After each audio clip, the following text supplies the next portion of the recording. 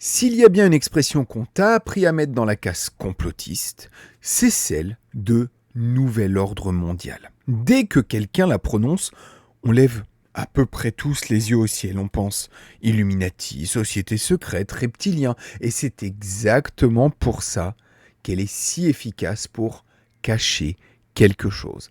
Parce que le vrai nouvel ordre mondial, lui, n'est pas caché. Il est écrit noir sur blanc, signé, public, voté, et personne ne le lit. Alors je vais te demander une chose, une seule, tout de suite. Cette vidéo, il faut la regarder jusqu'au bout. Pas la suivre en diagonale. La première moitié va peut-être te faire un peu peur, la seconde va te dire exactement quoi en penser et surtout ce qu'il ne faut surtout pas en conclure. Si tu coupes avant la fin, tu repars avec la moitié dangereuse du raisonnement, celle qui rend parano sans rendre lucide. Alors, reste et dis-moi à la fin que tu as bien écouté la vidéo jusqu'au bout.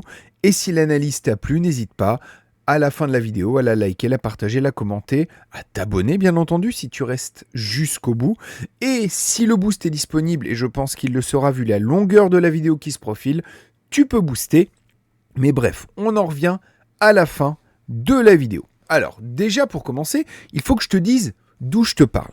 Parce que ce sujet, je suis loin de le découvrir. Il y a une quinzaine d'années, ce nouvel ordre mondial, c'était presque un peu mon monde. J'étais un peu complotiste. En tout cas, je faisais partie de ceux qui s'imaginaient ce nouvel ordre mondial un peu fantasmé. On en parlait partout sur Internet. On voyait cette expression surgir dans toutes les discussions sur les différents forums que je fréquentais. Les moutons rebelles, par exemple, pour ceux qui connaissent. Et pour tout le reste de la planète, on était rangés dans une seule et même case. Les complotistes, les zinzins, ceux qu'on écoute en souriant poliment avant de changer de sujet. Alors aujourd'hui, j'ai envie de faire un point, un vrai, avec ma méthode de travail actuelle, à savoir rechercher, sourcer, et comme d'habitude, les sources seront dans la description de la vidéo. Mon objectif ici, ça va être de regarder en face ce qu'est devenu ce nouvel ordre mondial qu'on nous promettait à l'époque, et me poser la vraie question, la seule, qui dérange, est-ce que finalement, les complotistes n'avaient pas raison ? Et je te préviens déjà, en bon normand, la réponse n'est ni un oui ferme, ni un non définitif. La vraie réponse, en réalité, est plus inconfortable que ça. C'est exactement pour ça que je te demande de rester jusqu'au bout, parce que répondre trop vite à cette question, dans un sens comme dans l'autre, c'est déjà se tromper. Quand je m'y suis remis, je m'attendais pourtant à un truc assez simple, à retrouver le délire d'il y a 15 ans, à démonter les théories fumeuses les unes après les autres et à te dire « voilà, on s'était emballé, il n'y a rien à voir, circulez ». Et puis j'ai recommencé à tirer sur le fil, ça fait plusieurs semaines que je travaille là-dessus, et plus je tirais, plus je tombais sur autre chose. Pas des théories, pas des captures d'écran de forums obscurs, des documents. Des vrais, des rapports d'institutions internationales, des discours officiels, des traités, des programmes gouvernementaux avec des noms, des dates, des budgets, des choses que personne ne conteste parce qu'elles sont publiques. Et c'est là que j'ai eu un vertige que je n'avais vraiment pas prévu, parce que je me suis rendu compte que le vrai, le documenté, le vérifiable, était en réalité plus inquiétant que toutes ces fausses théories qu'on nous sortait à l'époque. Que pendant qu'on se moque des gens qui parlent de puce sous la peau, il se passait au grand jour quelque chose de bien plus profond et de bien plus difficile à combattre, justement parce qu'il n'a rien de secret. Cette vidéo, ça va être un documentaire. C'est un récit de ce fil que j'ai tiré et de là où il m'a mené. Je vais te poser tout sur la table. Je vais le faire à ma manière, en séparant en permanence ce qui est prouvé de ce qui n'est qu'une interprétation, parce que c'est précisément là que tout se joue. Commençons d'abord par une question honnête. Pourquoi est-ce que des millions de gens croient à des théories du complot sur ce sujet ? Ma réponse va peut-être un peu te surprendre, c'est parce que leur intuition de départ est totalement juste. Ils sentent qu'un basculement est en train d'avoir lieu, que le monde d'avant n'est plus le monde d'après, que le pouvoir se concentre, que quelque chose leur échappe. Ça, ce n'est pas de la paranoïa, c'est de l'observation. Le problème, ce n'est pas leur intuition, c'est l'explication qu'on plaque dessus. Exemple, on t'expliquera que l'industrie de la musique et du cinéma est pilotée par une société secrète qui te fait des signes avec des triangles et des symboles. Ça, c'est quelque chose que j'ai entendu très régulièrement. Autre exemple, pendant le Covid, et Dieu sait que j'ai fait partie des gens qui ont résisté à l'obligation vaccinale, en tout cas la tentative d'obligation vaccinale, je ne l'ai moi-même pas fait parce que, non pas que je pensais, tout comme cette théorie du complot que j'ai beaucoup entendue, qu'on nous injectait des puces pour nous tracer, mais plutôt parce que pour moi ça allait trop vite. Il y a quelque chose qui sentait pas bon. Pourquoi est-ce que si rapidement on sort ce produit sans même l'avoir testé? En tout cas, pas à large échelle.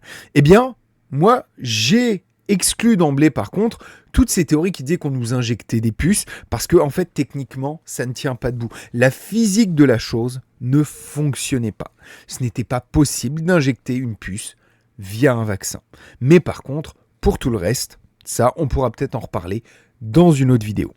Dernier exemple, le plus courant, la chasse aux symboles. Un logo, un billet, une pyramide et hop, les gens habillent ça en preuve.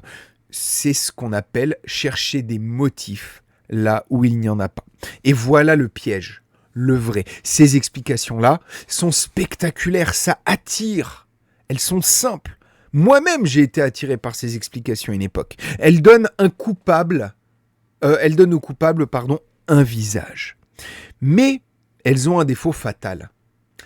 Elles sont fausses. Et parce qu'elles sont fausses, elles sont faciles à démolir. Il suffit qu'un journaliste démonte l'histoire de la puce pour que dans la foulée, il puisse dire « Vous voyez, tout ça, c'est du complotisme, il n'y a pas de nouvel ordre mondial. » Et d'un revers de la main, il enterre aussi la vraie critique, la sérieuse, la documentée, celle que je m'apprête à vous livrer aujourd'hui. Autrement dit, les théories fumeuses ne sont pas l'ennemi du système qu'elles prétendent dénoncer en réalité, et c'est pour ça que ma chaîne existe. En réalité, ces théories fumeuses sont paradoxalement la meilleure protection du système. Elles sont le paravent parfait. Tant qu'on regarde le triangle sur le billet, on ne lit pas le traité qu'on est en train de signer. Et c'est là tout l'intérêt de ma chaîne, c'est pour ça que je vous demande à chaque fois de vous abonner. Il est important de montrer que tous ces changements existent, mais qu'ils ne sont pas là où vous pensez. Et le meilleur moyen de le dénoncer, c'est pour ça aussi que tout mon travail est sourcé, c'est d'aller justement chercher ces sources, amener la preuve de la vérité des propos et empêcher une critique parce que une théorie fumeuse aura été mise devant pour faire justement, avec une théorie fumeuse, un écran de fumée. Alors, voilà le contrat que je passe avec vous pour les 40 prochaines minutes, parce que c'est l'estimation à peu près de la durée de cette vidéo et de mes explications et de mes recherches. Je ne vais utiliser que des sources officielles, pas des blogs, pas des on m'a dit, des institutions internationales, des discours de dirigeants, des documents publics que tu peux aller vérifier toi-même. Je mettrai tout dans la description. Deuxièmement, et c'est sûrement le plus important, à chaque instant, je vais te dire clairement quand je te présente un fait prouvé et quand je passe à une interprétation. Ce sont deux choses différentes et la plupart des gens qui parlent de ce sujet les mélangent en permanence. Moi, je vais tracer la ligne à voix haute. Parce que c'est ça, ma seule valeur ajoutée face à tous les autres. Le jour où je franchis cette ligne, sans te prévenir, tu auras même le droit de me le reprocher en commentaire. Marché conclu ? Allez, on y va. Première chose à établir, et elle change déjà tout. L'expression « nouvel ordre mondial » n'a pas été inventée par des complotistes dans une cave. Elle a été prononcée publiquement à la télévision par des chefs d'État, et ils sont nombreux. Le cas le plus célèbre, parce que je ne vais pas tous les citer, en 1990, le président des États-Unis, George H.W. Bush, emploie explicitement l'expression « New World Order » dans un discours officiel devant le Congrès. Ce n'est pas un lapsus, il fait un projet, une vision pour l'après-guerre froide. Retiens ça juste pour l'instant. Le terme ne vient pas d'en bas des forums, il vient d'en haut. Ce sont les dirigeants eux-mêmes qui l'ont mis en place dans le débat public. Ceux qui posent une question toute simple et parfaitement légitime, de quel ordre parlait-il exactement ? Et qu'est-ce qui a été construit depuis ? Et là, je bascule un peu dans l'interprétation, je te préviens, le fait qu'un dirigeant emploie une expression ne prouve pas qu'il existe un plan secret unique et coordonné. Ça prouve qu'il existe une ambition politique assumée de réorganiser le monde. Et c'est déjà énorme, mais ne va pas plus loin que ça, que ce que la source permet. On le garde en tête et on continue à tirer sur le fil. Maintenant, une question de fond. Est-ce que le réordonnancement du monde, puisque c'est comme ça qu'on devrait le dire en français, c'est quelque chose de nouveau ? Non. Et c'est ça qui est fascinant. Il se construit brique après brique depuis près de 80 ans au grand jour.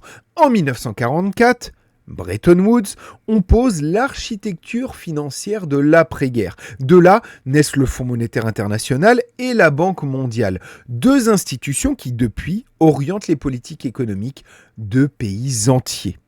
1945, l'ONU, une instance qui se place par définition au-dessus des États-nations, sur toute une série de sujets. Puis, décennie après décennie, les accords commerciaux, l'OMC, et à l'échelle de notre continent, la construction européenne. Un transfert progressif, traité après traité, de pans entiers de souveraineté nationale vers des instances supranationales. Regarde bien ce qui se dessine, aucune de ces étapes n'est secrète. Chacune a été négociée, signée, ratifiée, publiée et pourtant, mise bout à bout, elle raconte une seule et même histoire. Depuis 80 ans, le pouvoir de décision se déplace lentement du niveau national vers des niveaux supérieurs plus lointains, moins accessibles aux citoyens ordinaires. Alors, attention, ligne rouge, je te préviens, dire que ces institutions ont été délibérément construites, ça, c'est un fait. Elles n'ont rien de spontané, ce sont des projets politiques volontaires. Mais dire qu'elles obéiraient toutes à un plan unique, dirigé par un même groupe vers un but caché, ça, ce n'est pas prouvé. Et je ne te le ferai pas croire. Ce qu'on peut affirmer, plus c'est plus simple et déjà bien assez lourd, il existe une tendance longue, assumée, à la centralisation du pouvoir. On avance. Premier terrain concret et sans doute le plus stratégique, l'argent. Partout dans le monde, les banques centrales travaillent sur ce qu'on appelle les monnaies numériques de banque centrale. Une version numérique et centralisée de la monnaie émise directement par les banques centrales. Soyons justes, leurs défenseurs avancent de vrais arguments. Une monnaie numérique, ça peut vouloir dire des paiements moins chers, plus rapides, une meilleure lutte contre la fraude et le blanchiment, et l'accès aux services financiers pour des gens qui n'ont pas de compte en banque. Ce sont des arguments réels, je ne vais pas dire le contraire. Mais voilà le revers et il est de taille. Une monnaie entièrement numérique et centralisée, c'est aussi une monnaie programmable et traçable. Techniquement, une autorité peut savoir qui dépense quoi, où, quand. Et techniquement toujours, elle peut décider que tel type de dépense n'est plus autorisé et que tel argent expire à telle date. Je ne dis pas que c'est le but, je dis que c'est la capacité que crée l'outil. Et en matière de pouvoir, on ne devrait juger un outil sur les intentions du moment, mais sur ce qu'il permet. Or, pour qu'une monnaie personnelle et traçable fonctionne, il faut une chose, savoir avec certitude qui est qui. Il faut une identité numérique. Et ça tombe bien, c'est exactement le chantier suivant. Deuxième terrain, ton identité. Un peu partout se déploient de vastes programmes d'infrastructures numériques. L'idée, un identifiant numérique unique, souvent adossé à des données biométriques, qui te suit dans tes démarches, tes paiements, tes accès. Encore une fois, l'argument affiché est généreux. Dans beaucoup de pays, des centaines de millions de personnes n'ont aucune existence administrative. Pas de papier donc, pas de compte, pas d'aide, pas de droit. Une identité numérique peut littéralement leur ouvrir accès à la société. C'est un vrai bénéfice et il serait malhonnête de le nier.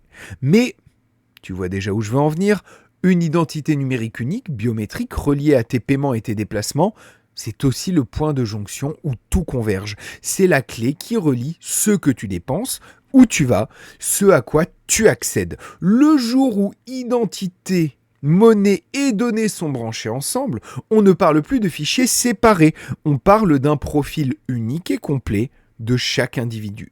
Et là encore, je ne te dis pas que c'est l'intention, je te dis que c'est ce que l'architecture rend possible. Troisième terrain, et c'est le plus délicat, parce qu'il touche un enjeu bien réel, le climat. Attention, je pèse mes mots, le dérèglement climatique est un problème réel et documenté. Vous me connaissez, je ne suis pas ici pour le nier, ce serait absurde. Ce dont je parle, c'est autre chose.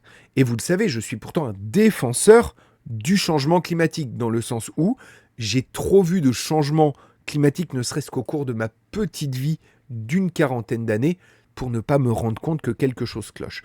Sauf que, et ça je l'ai toujours dit, des mécanismes de gouvernance qu'on met en place au nom du climat et du pouvoir qu'il concentre sont un réel danger. Autour d'accords internationaux se construit un système, objectif contraignant, marché du carbone, mécanisme qui oriente parfois, même impose, les politiques économiques nationales depuis un niveau supranational. Et honnêtement, face à un problème par nature planétaire, une coordination internationale a du sens. Un pays seul ne peut rien. L'argument de la coordination est légitime. Mais voilà le motif qui revient encore. Qui décide des objectifs? Qui contrôle les marchés du carbone? Qui sanctionne? Des instances de plus en plus éloignées du vote citoyen. On crée au nom d'une cause juste des leviers économiques d'une puissance colossale. Et ces leviers échappent en grande partie au contrôle démocratique classique. Le danger n'est pas dans l'objectif, il est dans le fait qu'on construit une machinerie de pilotage de l'économie que presque personne ne peut plus arrêter par un simple bulletin de vote. Quatrième terrain, celui qui relie tous les autres. La technologie. Jamais dans l'histoire autant de données sur autant d'êtres humains n'ont été concentrées entre si peu de mains. Une poignée d'entreprises et d'États détiennent sur chacun de nous une connaissance que même les régimes les plus autoritaires du passé n'auraient pu jamais rêver d'atteindre.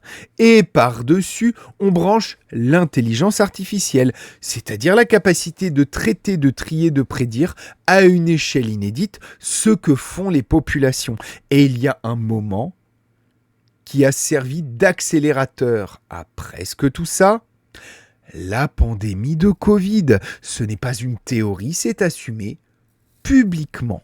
En 2020, le fondateur du Forum économique mondial, Klaus Schwab, publie un livre intitulé The Great Reset, dans lequel il présente explicitement la crise sanitaire comme une fenêtre d'opportunité pour restructurer en profondeur l'économie et la société. Sois précis ici, c'est capital. Ce livre existe, il est public, tu peux même l'acheter. Ça, c'est un fait. En revanche, ce que certains lui font dire, un plan machiavélique de domination, va au-delà de ce que le texte affirme. Ce qu'on peut dire honnêtement, c'est ceci. Une figure centrale de la mondialisation économique a ouvertement proposé de profiter d'une crise mondiale pour réorganiser le système. Je reste sur ce terrain-là, il est solide et il est déjà largement suffisant. Avant de conclure, je veux te raconter un précédent, parce qu'il éclaire tout le reste. Pendant des années, des gens ont affirmé que nos États nous surveillaient massivement. Nos appels, nos mails, nos vies numériques entières. On les a traités de paranoïaques, des complotistes. Et puis en 2013, un homme nommé Edward Snowden a sorti les documents. Et d'un coup, ce qu'on qualifiait de délire est devenu un fait établi, noir sur blanc, reconnu. La surveillance de masse existait bel et bien. Retiens la leçon, mais retiens-la dans le bon sens. Ça ne veut pas dire que toutes les théories du complot finissent par se réaliser. Ça, c'est faux. Et ce serait exactement l'erreur que je dénonce depuis le début. Ça veut dire quelque chose de plus précis et de plus utile. Quand une capacité technique existe, l'histoire montre qu'elle finit souvent par être utilisée, même quand on nous jure le contraire. Et c'est bien pour ça qu'on ne juge pas ces systèmes sur les promesses, on les juge sur ce qu'ils rendent possible. Maintenant, le moment le plus important, celui pour lequel je t'ai demandé de rester jusqu'au bout. Je vais te dire très exactement ce qui est prouvé et ce qui ne l'est pas. Ce qui est prouvé, documenté et vérifiable, chacune de ces tendances existe. La centralisation monétaire, l'identité numérique, la gouvernance supranationale, la concentration des données et du pouvoir technologique. Tout ceci est réel, public, en cours. Ça, personne ne peut le nier. Mais ce qui n'est pas prouvé, et ce qui d'ailleurs tend à discréditer notre parole à nous qui essayons de comprendre le système et de lutter contre le système, c'est que un groupe unique, identifié, coordonné, secrètement, serait là pour, accomplir un projet d'ensemble. Ça, je ne le dirai pas, parce que je n'en ai absolument pas la preuve, et quiconque te l'affirme avec certitude te ment ou se ment. Je suis là pour vous dire que tout ce dont je vous ai parlé depuis le début existe, que le nouvel ordre mondial, c'est ça, que le nouvel ordre mondial est en train de se mettre en place, non pas que c'est un énorme complot de quelques petits Illuminati, mais que par contre, ce que représente le nouvel ordre mondial, ce dont parlent les dirigeants depuis très longtemps, est en train de se mettre en place. Et je vais te dire une chose qui va même peut-être te surprendre.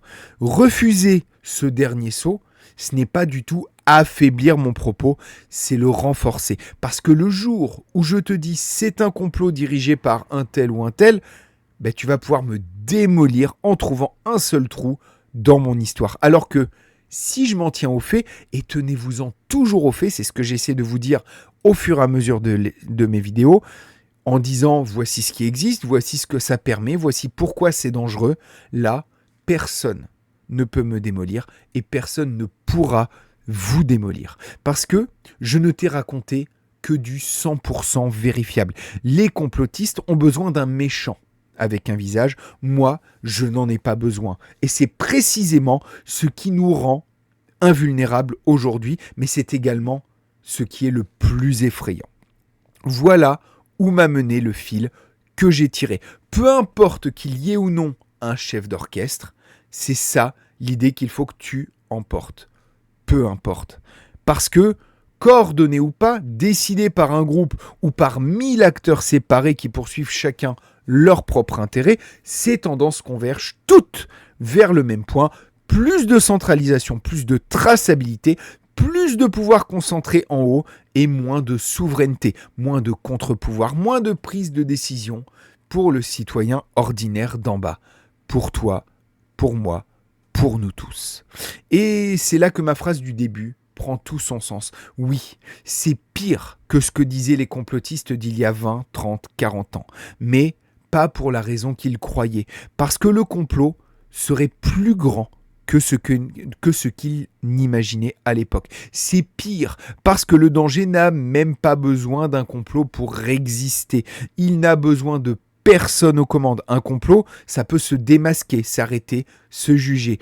Par exemple, dans 1984, Big Brother représente cette entité unique qui surveille tout le monde, alors qu'en réalité, c'est tout le système qui est en place et chaque personne est un acteur de ce système, qu'il fasse partie des esclaves du système ou des dirigeants du système. Il n'y a pas de pouvoir centralisé, mais c'est une convergence de systèmes qui avance toute seule au grand jour, portée par la technologie, la peur et le confort, parce qu'il faut en parler de lui aussi.